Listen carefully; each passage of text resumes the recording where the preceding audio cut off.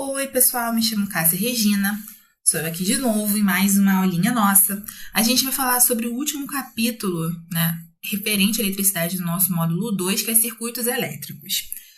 Aqui a gente tem exatamente a imagem da nossa última aula representada. Temos um circuito elétrico com bateria, corrente e resistência, que é a forma que a gente encontra dentro das nossas questões. E uma representação aqui espero que um pouco mais clara para vocês, para a gente fazer uma analogia e conseguir entender melhor quem é cada componente.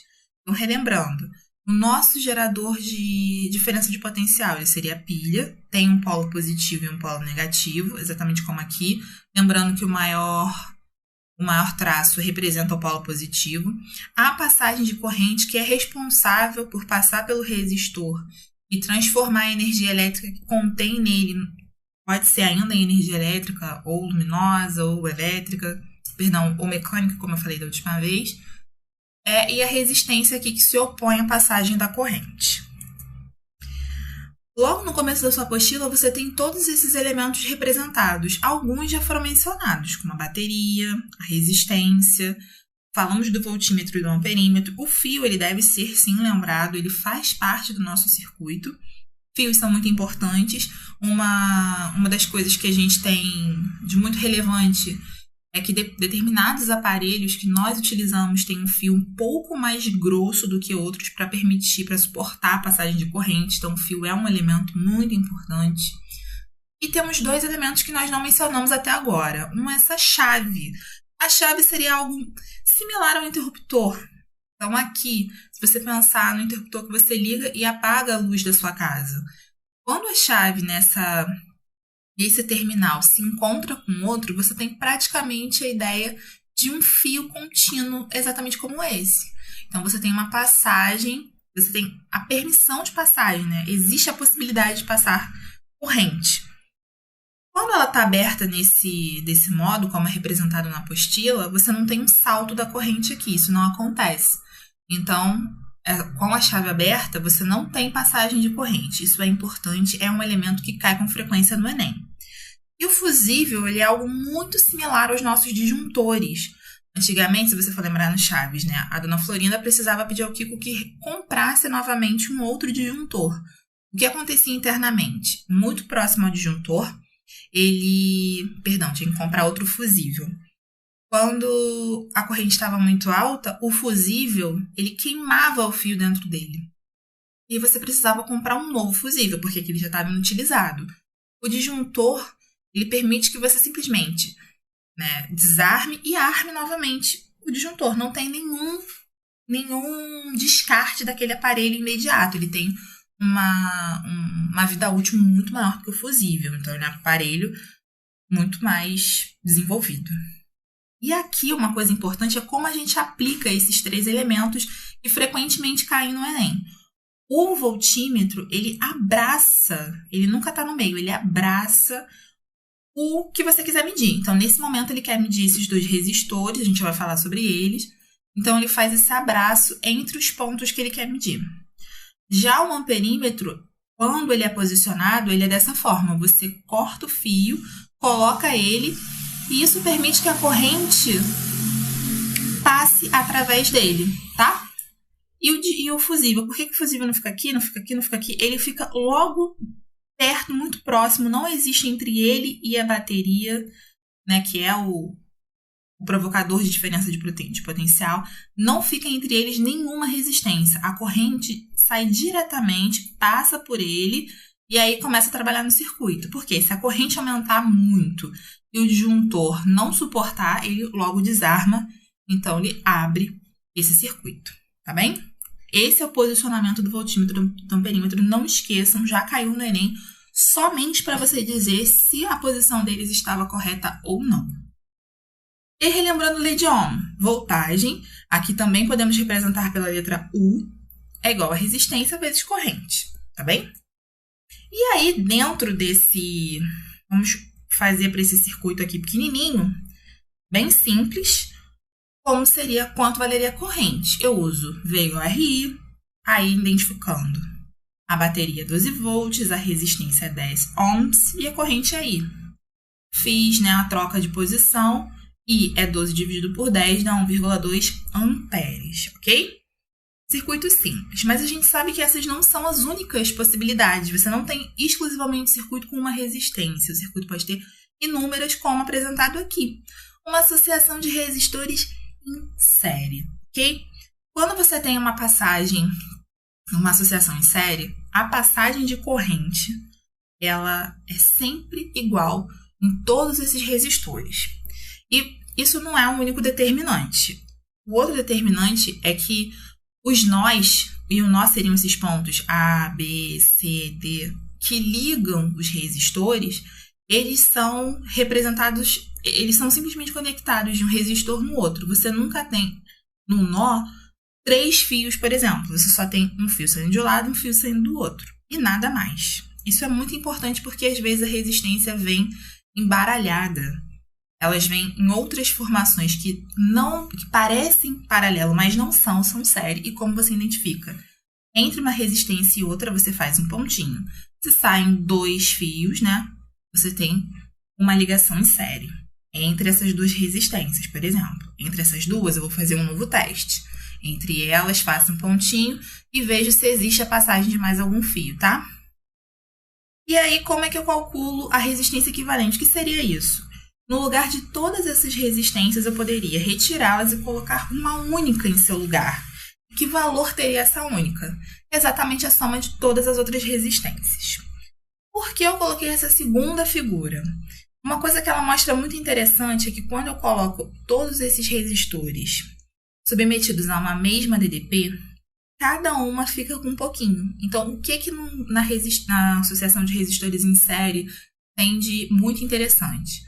A corrente é sempre a mesma, mas nós temos a nossa DDP dividida entre elas, ok? Então, aqui vamos fazer um exemplo muito simples. Temos uma resistência de 2 ohms e uma de 1 ohm, submetidos a uma DDP de 12 volts, tá bem? Se eu não me engano, estão na sua apostila. Como é que seria a resistência equivalente? Claro, no exemplo anterior, nós tivemos muitos resistores. Se tivessem 1000, nós faremos a soma dos 1000. Aqui existem apenas 2, então somaremos apenas 2 do primeiro resistor com 1 do segundo resistor. E aí daria uma soma equivalente a 3. Né? Usaríamos a lei de Ohm, 12 igual a 3 vezes I, e seria 4 amperes. Isso seria a corrente total. E essa mesma corrente está passando pelo 2 ohms e pelo 1 ohm. Então, aqui passam 4 amperes, aqui passam 4 amperes. Mas quanto que cada um deles, né, tem do todo? Quanto que cada um toma dessa DDP, dessa bateria? Quem usa mais, quem usa menos?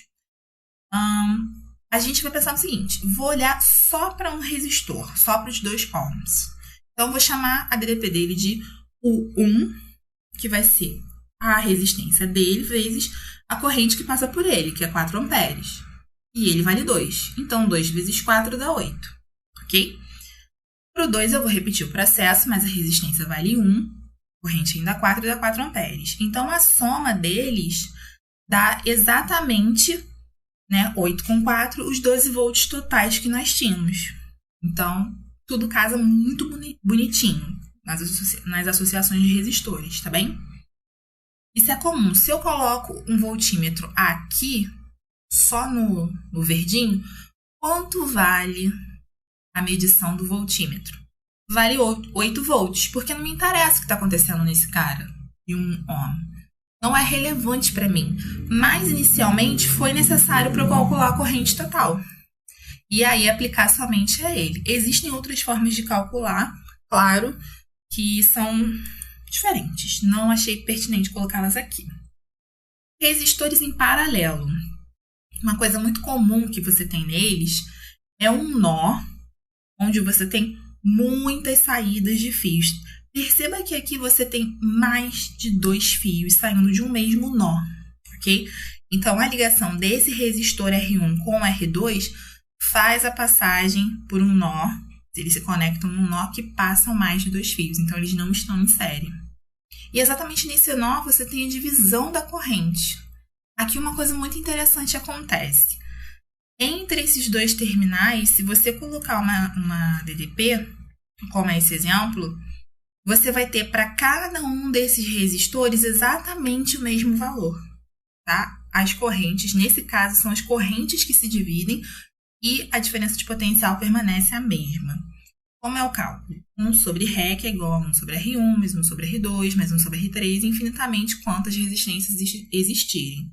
O que a gente muito usa é produto pela soma, que é quando você usa apenas para 2 resistências. E é o nosso caso aqui para cálculo. Tá? Fiz com uma resistência de 4 ohms, outra de 6, deu 2,4 ohms com uma resistência equivalente e a corrente passa a ser 5 amperes, segundo essa aplicação de lei de Ohm aqui que a gente fez. Tá? Olhem direitinho, vejam se vocês entenderam. E aí, como eu calculo a DDP, que é aplicada só aqui para o primeiro resistor, ela vale quanto? Ué, não está conectado na bateria de 12? Ó. Esse primeiro está exatamente aqui, esse segundo aqui. Para esse terminal, temos a mesma DDP para o 4 e para o 6, para o 4 e para o 6 o mesmo valor. Então, aqui temos uma DDP de 12 volts. A mesma coisa para o de baixo. Então, a DDP é a mesma. O que mudam são as resistências e, consequentemente, as correntes. Então, teremos I1 e I2. Aplicando I1 a 3 amperes e 2 a 2, e dá exatamente o valor que nós tínhamos antes. Então, o que acontece? Entram 5 amperes, se divide em 3 e em 2, tá? E um caso que você conhece, né, seria o dos circuitos residenciais. O que a gente precisa? Se eu recebo 110 volts, eu não quero que ele seja dividido um pouquinho para a geladeira, um pouquinho para o fogão, um pouquinho para o ventilador. Eu quero que cada um deles usufrua do máximo valor possível. Então, isso é atingido quando você tem todo mundo em paralelo. Então, aqui, ó, eu tenho a lâmpada usufruindo de 110 volts. Eu tenho o chuveiro usufruindo de 110 volts. Eu tenho a geladeira usufruindo de 110 volts. E aqui, exatamente, o nosso amigo fusível, o disjuntor. E aí, nesse cara aqui, o que eu estou tentando mostrar para vocês? É comum que a gente tenha essa caixa com muitos diferentes disjuntores. Quanto mais disjuntores, claro, não um valor muito excessivo, uma quantidade excessiva, mas é bom que você tenha, para os circuitos serem independentes. Então, você tem o circuito da cozinha, que é um circuito muito importante, muito sensível, porque a gente tem muitos aparelhos caros, muitos aparelhos de altíssima voltagem ali presentes, tá? Então, os circuitos residenciais comumente se formam, se organizam em associação de resistores em paralelo. Ok?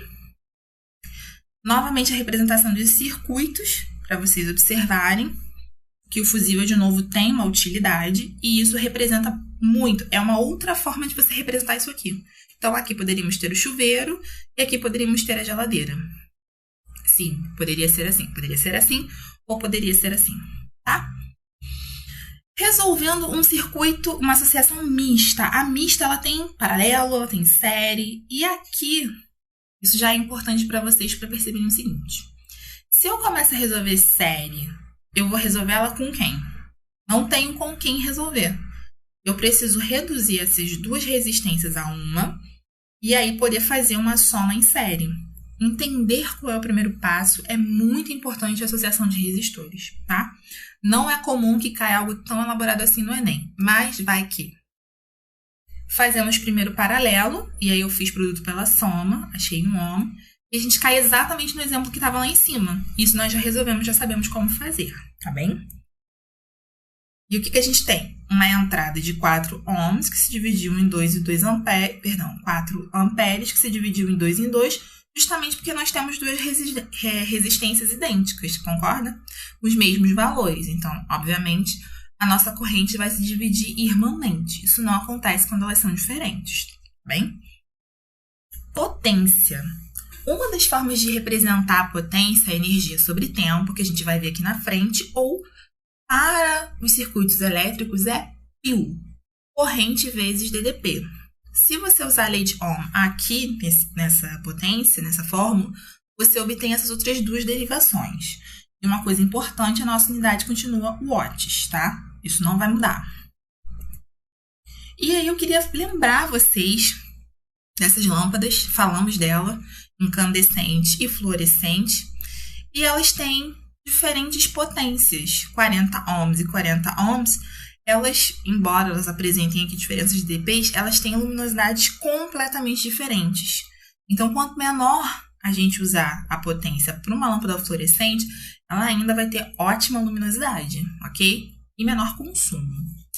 E esse selo do Inmetro, ele é um selo muito comum nos nossos aparelhos, acho que é eletroeletrônicos que fala.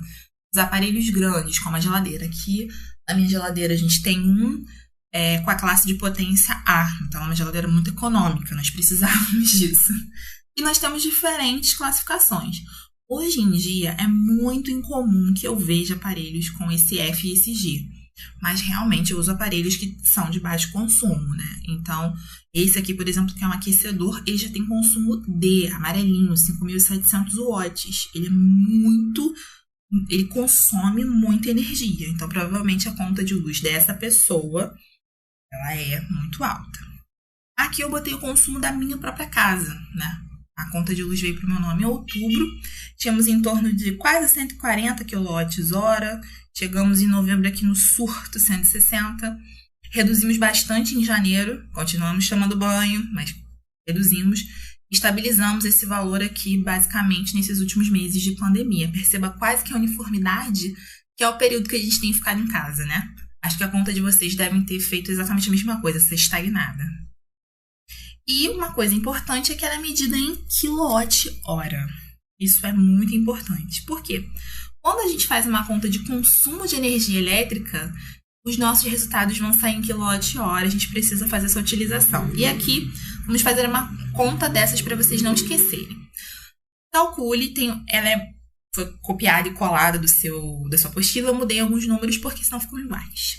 Calcular o consumo e o custo mensal de energia gasto em um ferro de passar de 1.500 watts e uma geladeira de 300 watts, sabendo que o ferro é utilizado 20 minutos por semana e a geladeira nunca é desligada. Me baseei aqui em casa. O custo aproximado do quilowatt-hora de energia é de 0,60 centavos, tá? Geladeira. Então, por que eu não coloquei a fórmula? Porque essa questão, ela usa diferentes unidades de tempo. 20 minutos por semana e uma geladeira que fica 24 horas por dia, nunca é desligada. Para a geladeira, a gente tem um consumo de 300 watts e aqui você precisa transformar para quilowatt-hora. Perdão, quilowatt. Eita, tava em watts e precisa transformar para kilowatt, tá?